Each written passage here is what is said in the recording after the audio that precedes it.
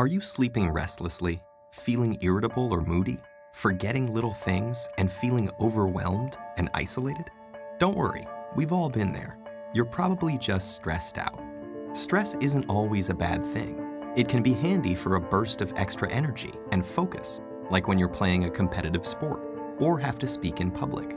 But when it's continuous, the kind most of us face day in and day out, it actually begins to change your brain. Chronic stress, like being overworked or having arguments at home, can affect brain size, its structure, and how it functions, right down to the level of your genes. Stress begins with something called the hypothalamus-pituitary-adrenal axis, a series of interactions between endocrine glands in the brain and on the kidney, which controls your body's reaction to stress. When your brain detects a stressful situation, your HPA axis is instantly activated and releases a hormone called cortisol, which primes your body for instant action. But high levels of cortisol over long periods of time wreak havoc on your brain. For example, chronic stress increases the activity level and number of neural connections in the amygdala, your brain's fear center. And as levels of cortisol rise, electric signals in your hippocampus, the part of the brain associated with learning, memories, and stress control, deteriorate. The hippocampus also inhibits the activity of the HPA axis, so when it weakens, so does your ability to control your stress. That's not all, though. Cortisol can literally cause your brain to shrink in size.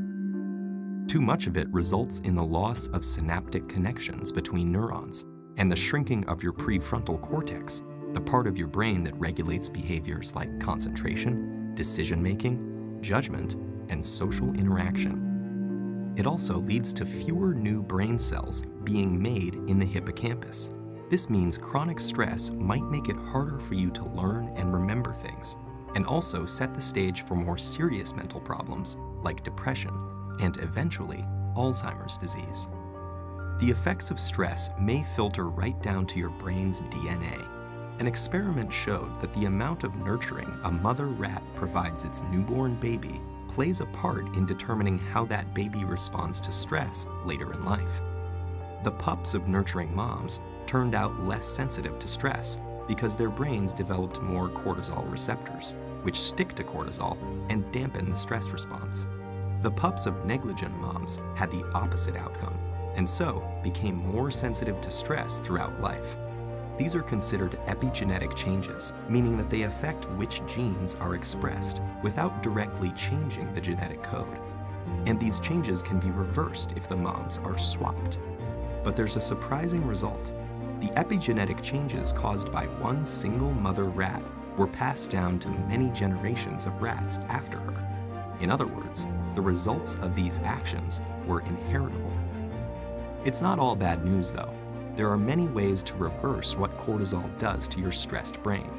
The most powerful weapons are exercise and meditation, which involves breathing deeply and being aware and focused on your surroundings.